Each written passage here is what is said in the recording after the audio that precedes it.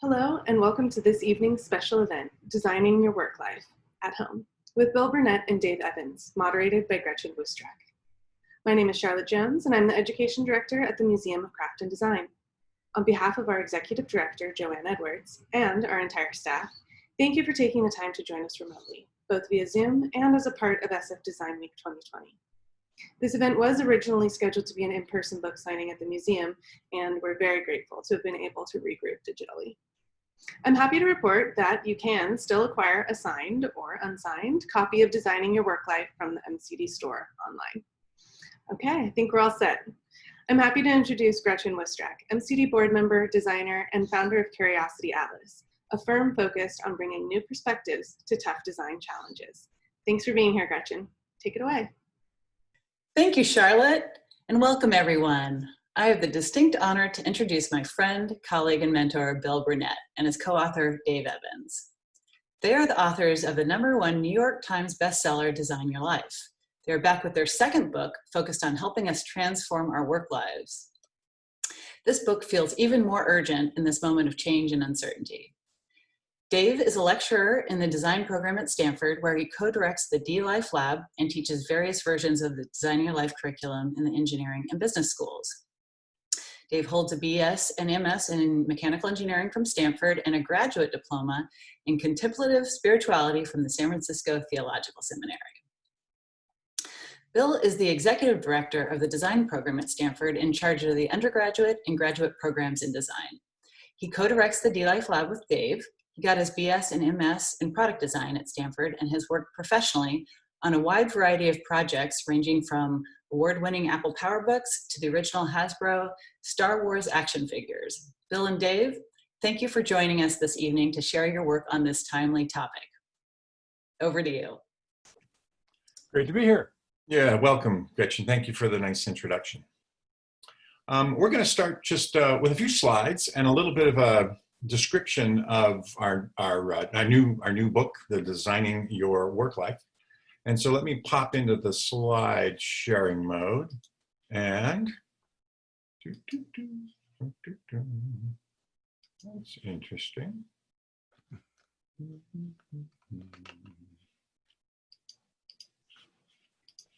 Here we go.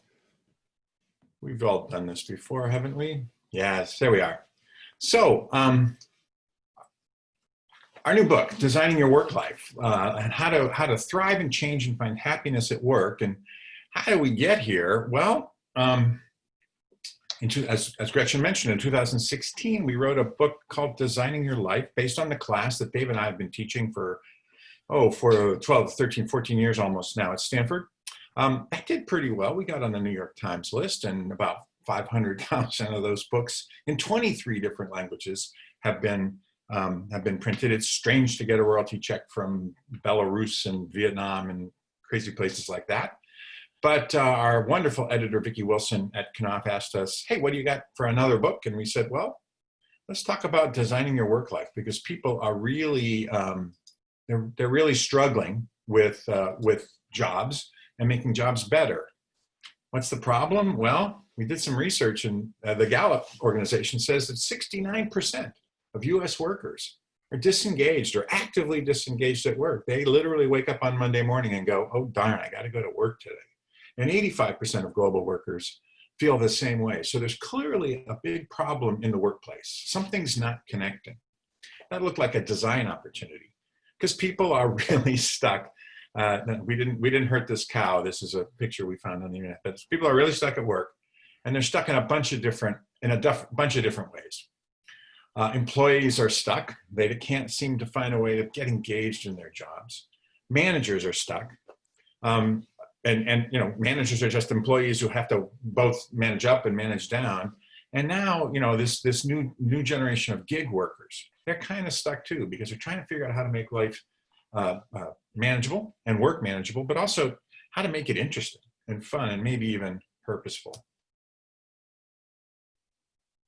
They described to us, when we did our need finding, our empathy work, as sort of the jobs are kind of crummy. They're not very well designed. There's a lack of meaning in my work. And the number one thing that we found when we did the first book, Designing Your Life, and this book, Designing Your Work Life, was that people want meaning and purpose. They want to know what it's all about. What am I working for? People describe politics at the office, and we won't talk about that today, but we have a whole chapter on how to understand politics in office. And then, of course, lately, we've been hearing lots and lots about people talking about the sort of stress from this global pandemic. So we have just enough time tonight to kind of highlight 3 ideas that we have in the book that we think might be useful. And they're all about how do you make work for you? How do you make it work at work? Dave, how do you do that? Okay. Well, we have really the big idea, and by far the longest chapter in the book, is don't resign, redesign. You know, we really got encouraged to write this book by the publisher, who said, look, you know, we've heard back from a lot of readers, and a lot of readers are saying, well, I'd love to redesign my life, but, you know, I really can't afford, I'm not sure I want to go through the drama of reinventing myself completely, jumping out the back of the airplane and becoming a clown in Cirque du Soleil. You know, couldn't they make it a little better right where I am? And if you wanted to help me make it a little better right where I am, frankly, could you make it better right at the job, where we spend most of our time, the #1 place people report a meaning-making experience? So it turns out if you want a better job, the best person to get it from is yourself. So don't resign, redesign, give yourself a better job. Click. So we have 4 proven strategies to help you get unstuck that the book talks about. And I'll briefly mention all 4, and Bill and I will go through one of them each. So reframe and re-enlist. It turns out with managing your mindset, redefining what your job is for, re-enlisting in it, almost as though you took a new job from yourself, can be incredibly transformative. And then secondly comes up after reframe is remodel. And remodel your job comes in 2 forms, cosmetic and structural. Cosmetic is just literally moving the furniture around, you know, putting some flowers in the bedroom. I mean, small moves with huge return. And then a structural remodel is literally, you know, either deleting some functions from your work, adding some new formal things. But in both cases, certainly in the cosmetic case, and often in the structural case, you can do a remodel all by yourself with no permission from your boss. Nobody needs to over-approve this thing. So it's really a great way to go. So let's dive into that briefly and take a look at one strategy for remodeling.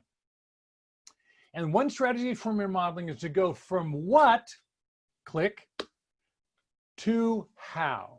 So let's say you're in finance and your what, the thing they pay you for, is to do sales reports and financial reports and days sales outstanding, DSO. Finance people out there might understand that. Many of you probably don't. Let's say these kind of curves on the left side, that's what you do for a living. And it bores you to tears. I mean, you don't mind doing the numbers. You're pretty good at the numbers, but that's not all of you. And I'd love to get into a more interactive, humanly involved job. Well, wait a minute. You don't need to change the job description or the title on your business card. There are 15 ways to skin a cat and 12 ways to do your job, all of which will satisfy the company. And if you focus on how you do what you do, the process, the approach you take, you can completely reinvent your job. So let's say I'm a report generator in the finance department, and what I want to do is I want to get more involved with people, particularly developing people and skills development and talking about what they care about. What if I just assign to myself that financial competency and the ability to both read, understand, and apply the curves that I draw for people, making sure the people that read these curves know what they mean and how to think about them, is part of my job too. I mean, my boss doesn't mind me getting people to like it better. And I go out and I start talking with them, and I'm coaching people, and I'm training them, and I'm finding out what's on their mind and how they use the information. I can do all that for free, to me, with a big uptick. So there's a huge shift in going from what to how in cosmetically redesigning your job. There's one tip about making that strategy work. Now, the next 2 are relocate and reinvent. I can move to another job in the same company. I can reinvent myself in this company, maybe get some training and become a completely different kind of a person, but I still never leave the building. Both of those use the same 4-step process that I will briefly describe, which is step 1, get curious. Step 2, talk to people. Step 3, try stuff. And step 4, tell your story. So there's 4 sentences, 10 words. If literally you want to take both designing your life, designing your work life, like 500 pages of 2 books, these 10 words, that's it. Get curious, talk to people, try stuff, tell your story. Now those things are a generative cycle. You start out with the human energy of what matters to you. What am I curious about? Not what's most expensive or most strategic or most market savvy. Just like, it's about you. What are you curious about? Now go talk to people doing those kinds of things. Don't ask them for money. Don't ask them for a job. Just say, tell me your story. Oh, wow, you're the education director at the Museum of Craft and Design. That is so interesting. How did that happen? Get the story. Then you might be invited to go take a ride along, do a small project, try some stuff. Then you take journal notes and you're telling the story of what you're learning along the way. And somebody says, hey, Dave, how's it going? And what you say is not, I watched, Game of Thrones binge watching again for, 9 hours again last night. What I did was I had this interesting conversation, with the staff over at the Museum of Craft and Design, and we learned these things. And that's so interesting. Oh, really? You need to meet this friend of mine. So that becomes a generative cycle where you're taking your curiosity out for a walk. And when you do that, that is what, click. By repeating that process, you get more engaged, and eventually you're redesigning your work and your life. It's a really simple process, and it really does work. So after you've maybe looked at these 4 ways of redesigning a job that you've already got, we want to come to another idea. And this is one of those things we hate what we call the false dichotomy. Boy, we hear this one all the time. I got to work for money, but I really wish I could work for meaning. I had a young student who came to my office once and he said, I got 2 job offers, and one is Teach for America, and I could go to rural Tennessee and it would be so exciting, and I'd help kids learn to love Shakespeare. I go, great, what's your other job offer? He goes, I got a job offer at McKinsey, big consulting firm, and going to pay me lots of money. I have to make a choice, money or meaning. And we think, no, you don't. And by the way, I gave him permission to take the job he really wanted, and it was wonderful. This is a false dichotomy. Whenever you have 2 things like this and you put them in a balance, your brain automatically makes it a zero-sum game. That's just a neurological fact, and you can't win. And so we want to reframe this, because that's what designers like to reframe. And really the question that comes up in the money and meaning thing is, well, what do you make? What do you make? And we've noticed that when people get confused about what they make, when they don't understand how they make things in the world, sometimes they get really unhappy.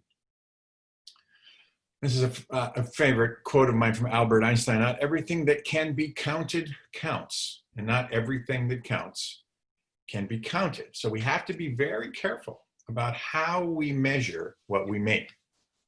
In the market economy, the typical measurement is money. People make money. That's how we keep score.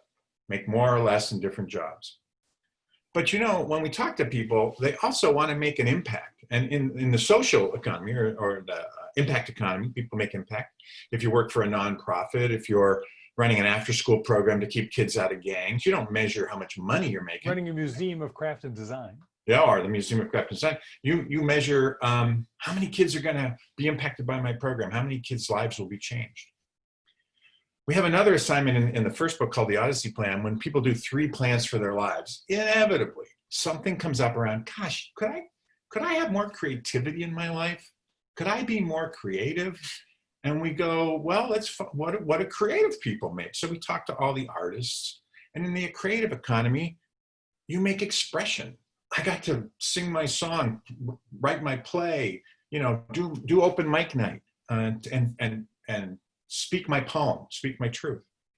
So when you think about this, there's really 3 different ways you get paid. You can get paid in money, you can get paid in impact, and you can get paid in expression.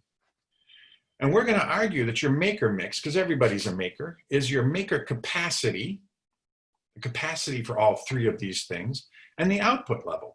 And we actually put it into a little format here called a mixer board. You've probably seen these where if you're mixing a song or you're mixing some kind of audio thing, you can have more bass, less bass, more treble, less treble. And you never necessarily want to have all the dials to the top.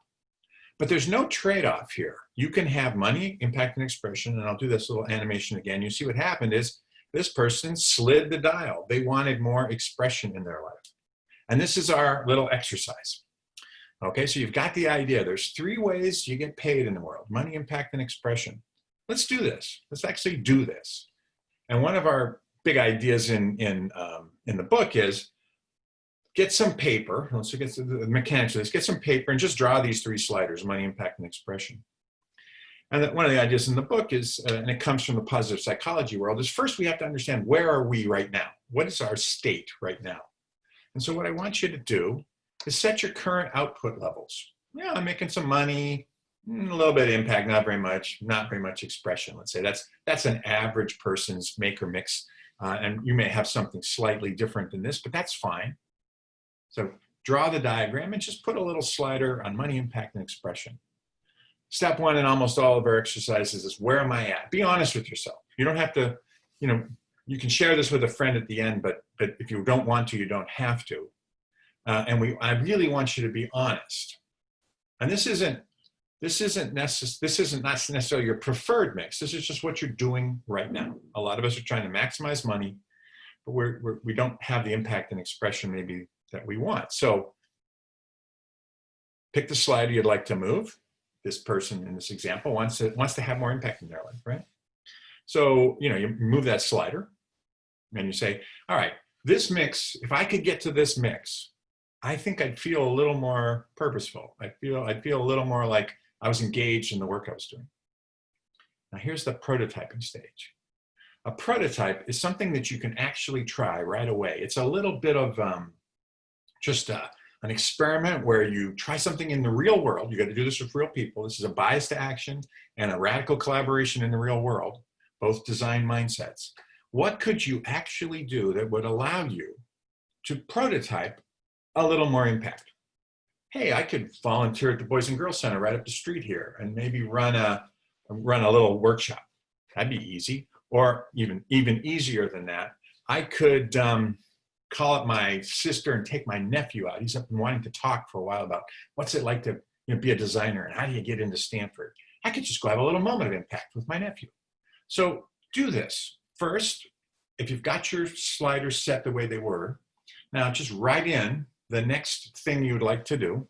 Slide one of the sliders. Maybe you want more expression in your life. Maybe you want more money. That's fine. And what would be the one small prototype that you could actually do? Write that down underneath your maker mix. Pick something that's doable, accessible, and you can actually try it in the next 7 days. If you happen to be sitting next to somebody, that's awesome. You want to share this idea with a friend, because there's a pretty strong effect in psychology that if you say you're going to do something and you just tell yourself, your chances of actually doing it are sort of 20 or 30%. If you make yourself accountable to a friend, just say, hey, call me in a week and ask me if I did that thing. That's all. Just call me in a week and ask me if I did that thing. It more than doubles the chance you'll do it. I can't help but notice the examples you gave are awfully small. They don't sound like they matter much. I mean, aren't you just kind of screwing around? I mean, does this really matter? Well, as Dave is alluding to, our other big idea in the book is, our method is set the bar low. Set the bar low and clear it. Because if you look at the psychology of behavior change, the reason people can't accomplish what they want to do is they try to do something that's way too big. Our colleague at Stanford, a guy named B.J. Fogg, has written a book called Tiny Habits, and it's all about his model of behavior change. And it's well understood in psychology that if you want to make a big change, you make it by making lots of small changes. You just sneak up on it. So our method is set the bar low. Pick one thing you want to change in your maker mix, design a very small experiment, a prototype that you could run this week, have some success or some learning, come back and do it again. That's our little exercise.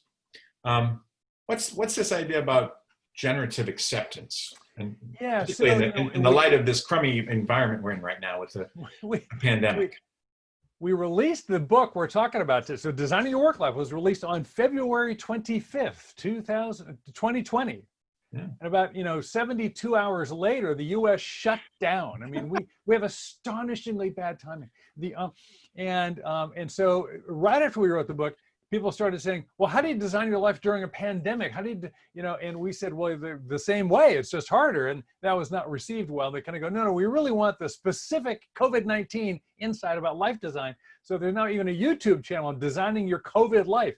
And so we got a handful of ideas about that. But one of them is a real double down on a critical aspect of design thinking. Many of you have seen this actually, so if you look at the design process, it's normally laid out as these 5 hexagons: empathize, understand deeply, then define the problem, now have a bunch of ideas, which we're known for, how to use lots of colored Post-it notes, then prototype, what Bill was just talking about, and then test before releasing on the world. But a very, very, very important step that Bill and I like to talk about, is true for all product design, it's especially true in life design, is step 0.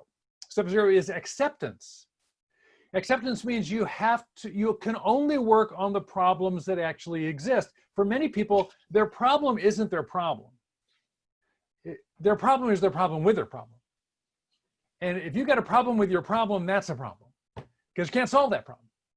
It's only in reality that design thinking actually works. And so acceptance means I've accepted that I can only solve a problem I'm willing to have, including something as awful as a global pandemic or a national racist crisis or whatever it might be. So we want to zoom in on acceptance and how the pandemic in particular really animates this issue. And so if you double click, so to speak, on accept, we've identified a couple of things. First of all, it's rather interesting to us. 2 ideas. First is that step 0 of design, as we call it, is acceptance. The beginning of a bias to action to do something to create a making outcome that changes your life or changes the world. That's step 0 of design. It's also the very last step in the Kubler-Ross grief process. And a lot of writing right now has recognized accurately that the whole world is going through the grief of losing our normalcy because of having literally, first time in the history of the planet, shut the planet down economically, operationally, because of the pandemic. So step 5 of grief, the end of grief and the beginning of design are the same place. Acceptance. So in a way, we're inviting you to really own the grief of whatever the pandemic has meant to you, be the beginning of a new design.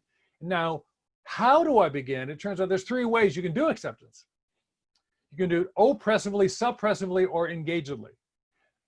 Oppressed acceptance is the victimhood. Okay. All right, here, all right, okay, all right, fine, just do it to me, and I and everybody else is a victim, and I have no power, and here it comes, I'm gonna get run over by this thing, and it feels terrible. Then there's the suppressed version of acceptance, which is, I got it, no, I get this, I'm good, I'm fine. I have no problem, I'm made of steel, for those of you of a certain age, General Haig jumping in the White House, I'm in charge, and that's, start your stopwatches, because your back's going to get broken and your arm's going to get snapped off, and that's not going to work. So being, the victim doesn't work, being the hero doesn't work, being a human being works, and a human being says, wow, this is really rough. Okay, let's try to find a way to step up and get some support here. I'm going to have to go engage this new reality. I'm going to engage a world where, this tough little virus is running and trying to kill everybody. I'm going to engage in North America. I'm going to engage a world where, well, I used to think I wasn't a racist, and now I recognize I've not yet become an anti-racist, and that's a different order of being, and I've got to go figure out what that means. So I got to step up and engage. And so we're just simply saying, when it comes to acceptance, practice thoughtful acceptance. We use the design mindset of, mindfulness of process. And your process of acceptance wants to be one that's engaged, that moves you to generativity. And the goal we're looking for is to stay generative, in life in general, and certainly in your work life, rather than go, I'm zooming again. Okay, well, we're zooming now. Can you do it generatively? That's the goal. So in summary, very quickly, in just about 20 minutes, 3 big ideas: don't resign, redesign. There's lots of ways to go. Dial in your maker mix. You have not just money, but also impact and creativity and expression. And do generative acceptance, not just, for many people, oppressive acceptance. Do those things and a lot of other stuff in the book too. And hey, you just might find yourself thriving at work. You know, Dave, we had a conversation about 5, 6 weeks ago when we started doing the COVID videos, Yeah, and we were using the expression, well, I guess this is the new normal, right? right. And we both came to the conclusion, no, it's not the new, it's just the normal. Yeah. If it's new, it's When not you, normal. And if it's normal, it's not new. So you go from new to normal, and welcome to normal June 2020. yeah, and we're not in any way saying this is an easy thing to do. This is an unprecedented time in the world and America for a lot of different reasons. But we really do believe you have more agency than you think you do. And particularly at work, you don't need someone else's permission to make your job better. So we want to thank you. That's a very quick sort of overview, but we really wanted to make sure that we left a bunch of time because it's so much fun to talk with Gretchen. So thank you. And now we're going to do questions. And I will get out of the screen sharing mode so we can see everybody's beautiful faces. Oh, hello there. All right. We're back. Well, thank you guys. Yeah, that's I know that's fast, but I did, we talked about this. Gretchen and I have known each other for a while. We actually taught together at Stanford. She's an excellent instructor. I'm popping open the Q&A window here, but probably you want to get us started with it. Yeah. So. Yeah. First, I want to invite everyone to drop questions into the Q&A box. So there's the Q&A icon on the bottom of your screen. Feel free to open that, add questions, vote on questions you see there, and then we'll get them to Bill and Dave. While you're doing that, though, I have a few more questions. Sure. So, you've been thinking a lot about this moment in time in our COVID lives. Yeah. I really like that point about, first we have to accept this moment before we can move forward. Have you, as you've been thinking about this and talking to people, have you noticed that there's any kind of silver lining with this moment in regards to life design or redesigning our work lives? Well, let me reframe that, and Bill, I'll let you answer it. Yeah.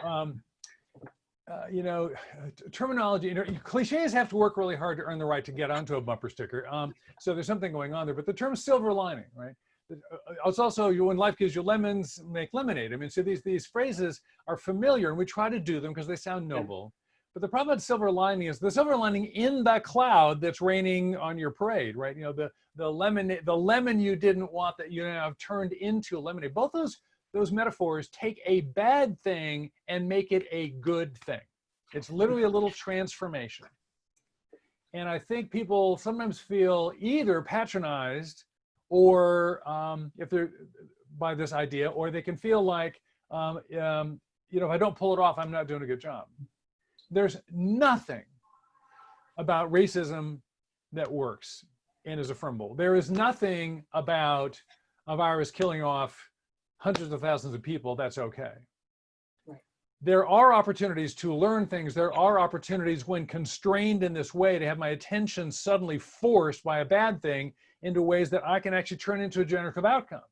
So I think there are some good answers to your question. I can't wait to hear what Bill has to say, but I will reframe that I don't know that it's a silver lining. I just think it's an invitation to a learning that's generative, concurrent, paradoxically, with some stuff that's really wretched. Great. Okay, I'll give you two examples, and one's from my personal life, and I've heard this from lots of folks, and one's from work.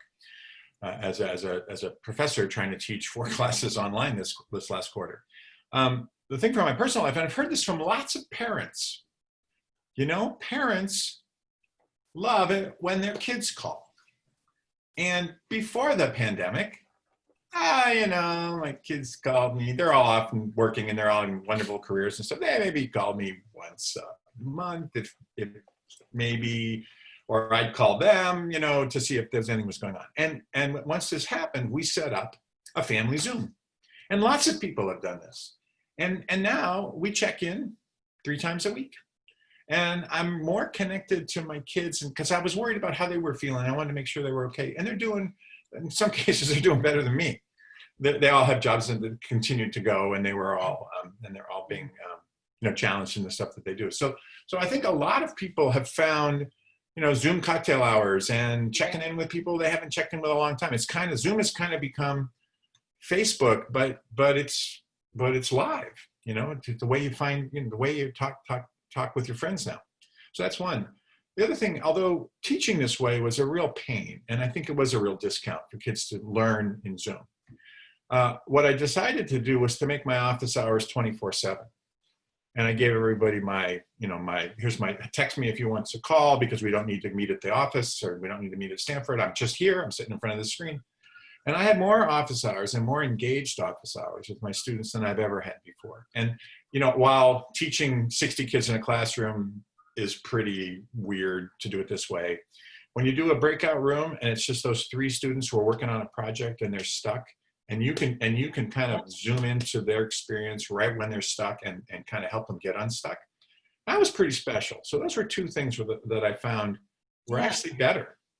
Yeah, I mean, it strikes me that, we've all been pushed out of our routines, right? And in some ways, these are prototypes of new ways of working and being.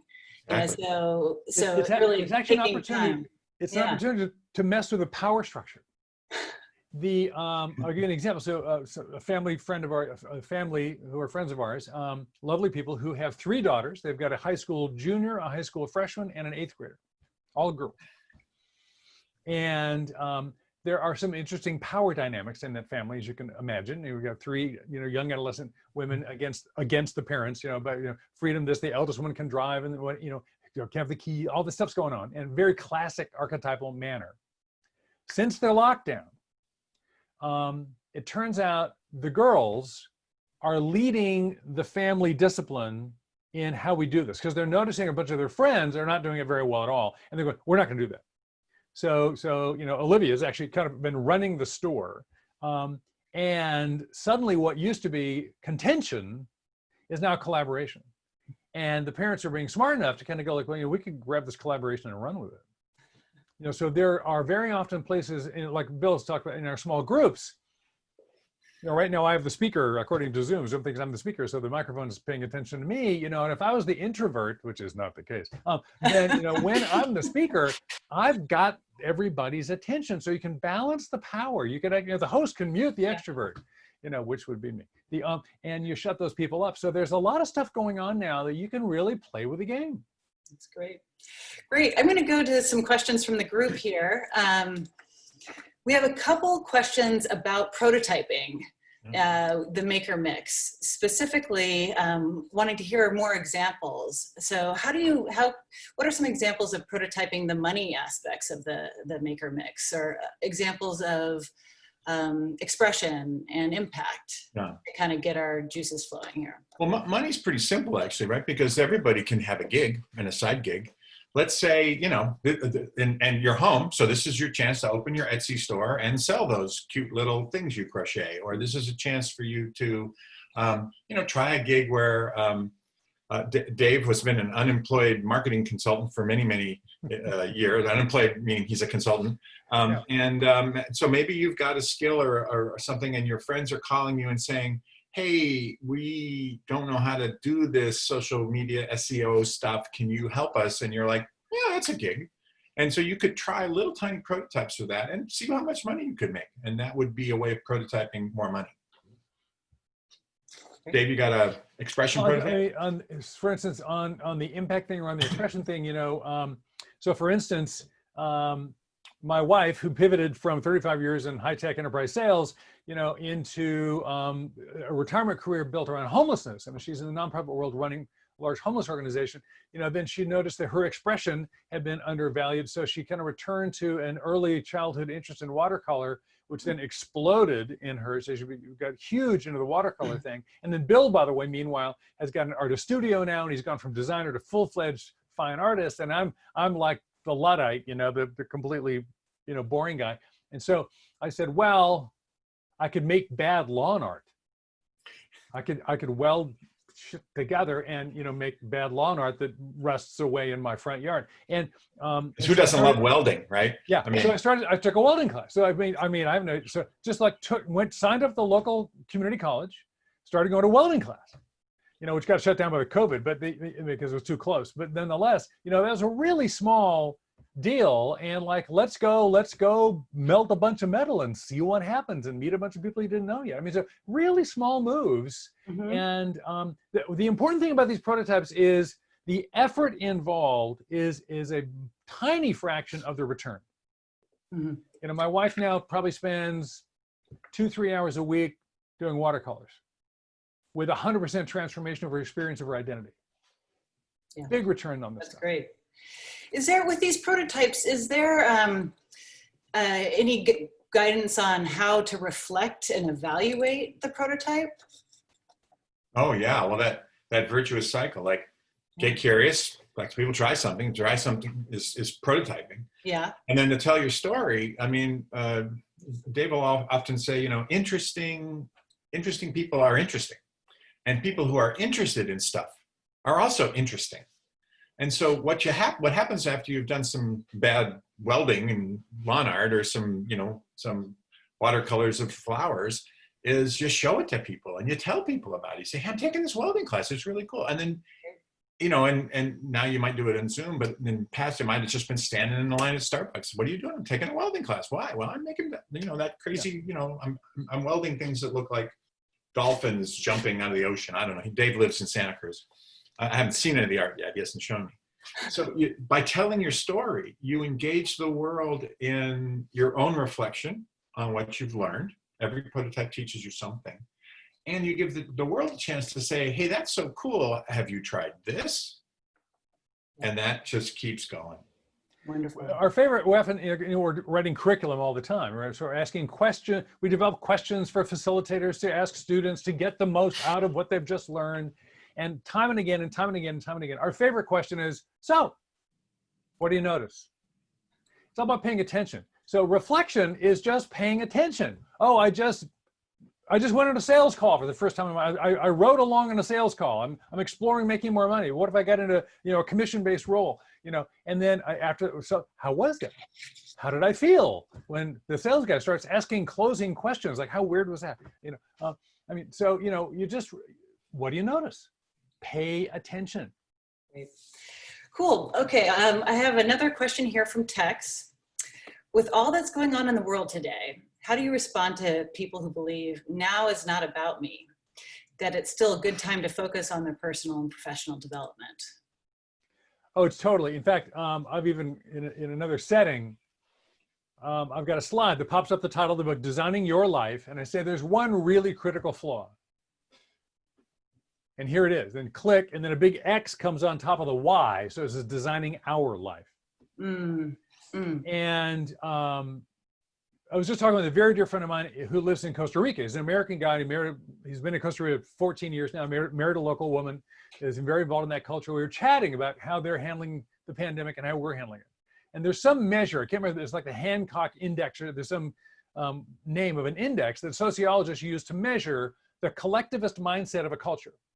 Costa Rica is 15 on 0 to 100. America is 89, the highest score on the planet. So we are overwhelmingly individuals. In this country, there is no we. In Costa Rica, there's no I. It's all we.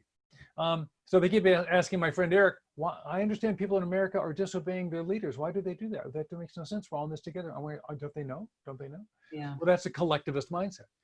So right now we are in an individualist culture.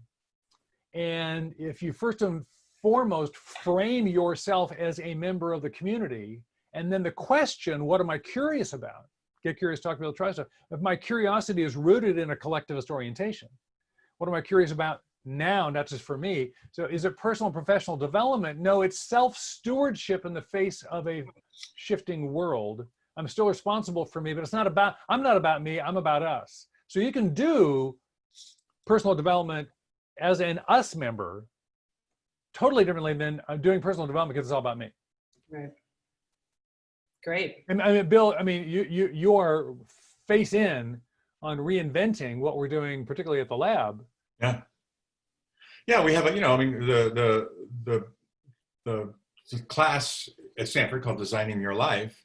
The last 2 weeks of the quarter, we ran into the George Floyd murder and the racial problems in America. And we just pivoted. We said, okay, this is really now about, what is your experience, or how are you handling this as students?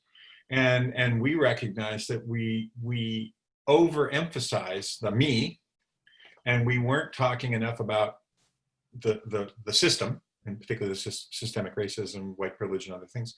So we're in a process of really looking at that and really kind of unpacking that and trying to understand, how do we bring more community into designing your life. Actually, when Vicki Wilson, our wonderful editor at Knopf, asked for a second book, one of our proposals was designing your life together. Right. And we were thinking about relationships and couples and partnerships and things like that, because the flaw in the book is it doesn't really talk about this. But of course you design your life, not all by yourself. You design your life with respect to your partner, maybe with children or family, and you design your life with your community. And now more than ever, we need to care about that community.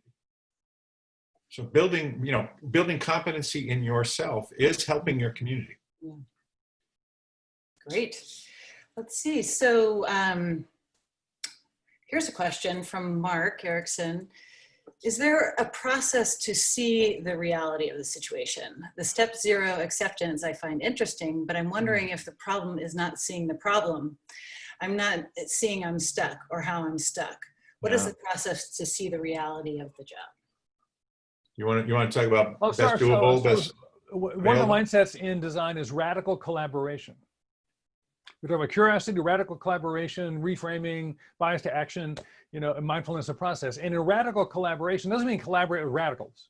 It means when you do the empathy step, it means you are radically inclusive. You include all the voices. You have heard from everyone. If you haven't heard from everyone, including the voice of the oppressed, Latin American liberation theologians, back in the 60s and 70s would say, if you have not heard from the voice of the oppressed, you have not heard the truth yet, because they carry the truth in a special way. So every setting has the oppressed, has the silenced, the widow, the poor, the orphan, the oppressed, in this country, the black, the underprivileged, the disadvantaged, the non-oligarch member. And so if you haven't heard from that, you don't know what's going on. So one of the most important ways to find out what's really going on is to be comprehensive in your listening.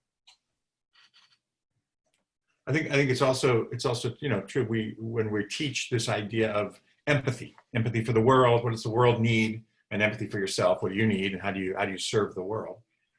We use an example, and it comes from an old, this one. It's an old joke. Two goldfish are swimming along and just swimming along and having a nice time. And an older goldfish comes by swimming the other way. And as he passes the two young goldfish, he says, "Hi boys, how you doing? How's the water?" He swims away. The other goldfish swim for a while. And the young one turns to the other one and says, "What the hell's water?" Right? We don't see the water we swim in. And the way you reveal that, the way you figure out, I'm not seeing how I'm stuck, is to really go look for the water. You look for the water through radical collaboration. You look through the water from reframing. And you look for the water by brainstorming. Don't settle with 1 or 2 ideas. Until you've had 100 ideas, you're not ready to even start prototyping. So that's just the way designers work. If you have to build something new to the world, you want to make an iPhone. It doesn't really show up in a black background. If you want to make an iPhone, and I knew some of the iPhone team, they built hundreds of prototypes. They didn't even know they didn't have any specification for an iPhone. They were trying to invent something that had never been done before. So they just kept building and trying different things until they finally got to something that looked like it combined everything that would make it special. And then those things put together created something that wasn't just the sum of those features. It was a completely new way to imagine, that thing in your pocket. So if you want to get to those kinds of innovations in your life, radical collaboration, massive amounts of brainstorming, and really understand you can't see the water you swim in. So you got to go out there and talk to people in the world. One more thing, piggyback on that. One particular collaborator that you want to have, at least one of, is somebody who knows you well enough to call you on your crap. Somebody who knows your blind sides and can lovingly assist you. So my dear friend Bill, who in the little square right over here, very often can be seen sneaking up behind me and whispering in my ear, Dave, I think we're having an accept problem again. Dave, what do you think? So, because Dave's an activist. Dave is a hopelessly extroverted guy, like, we can fix this. Let's go, and like, screw the empathy stuff. Let's go do stuff, and like, no, maybe we could stay in discovery a little bit longer. And so having, and that is a tremendous amount of grief in my life has been saved by Bill asking me these questions. So you want people around who know your blind sides well enough to help you see a little more broadly. Yeah, I think that theme is coming through really loud and clear, that this is not a solo activity. This is not navel gazing. This is all about connecting out into the world. We're really good at this, and neither of us would try this alone. No. I mean, there is a moment of quiet contemplation that starts the process, and the accept of, I think I want to work on this. I think I really do want to change something. That is an internal moment, and it's a moment that sometimes you don't even notice. You swim right past it until you find yourself in solving the wrong problem. And Dave and I have both been consultants for a long time, and you're also, you consult to lots of companies on innovation and creativity. Almost 100% of the time, the client has the wrong problem. Mm-hmm. And step one, which we typically call concept phase amongst consultants, is known as getting the client's head out of his butt and, focus on something that can actually be innovative and solve the problem. So, we just have to work on that ourselves, and having a friend who can, call you on your old patterns is really useful. Great. I think we have time for a couple more questions. Okay. We have one here. So you talked about redesigning your job. So instead of resigning, redesign. How does this process apply to looking for a job, which I'm sure a lot of us are thinking about right now? Go ahead, Bill. Oh, a real fun statistic. In addition to 69% of the people are disengaged at work, 40% of the American workforce at any one time is looking for a new job while on the job. Mm. And my favorite statistic, except we've lost the citation for it, but my favorite statistic is that 20% of people would give up their next raise if you would fire their boss. Literally, they would pay you to fire their boss. So how does this apply to looking for a job?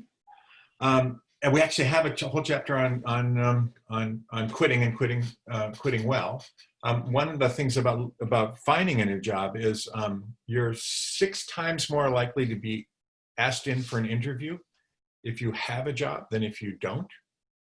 So if you have one, even one that isn't really working for you, it's actually a pretty valuable asset. The difference between the resume that says working here now versus quit yesterday is 6 times more likely to get a call from this resume. So that's one thing to know.